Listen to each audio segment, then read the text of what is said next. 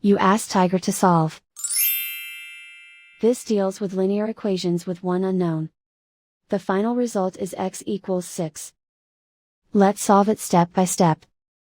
Simplify the expression. Expand the parentheses. Multiply the coefficients. Simplify the arithmetic. Group all constants on the right side of the equation. Subtract 24 from both sides. Simplify the arithmetic.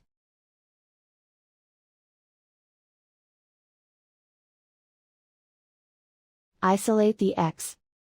Divide both sides by 6. Simplify the fraction. Find the greatest common factor of the numerator and denominator. Factor out and cancel the greatest common factor.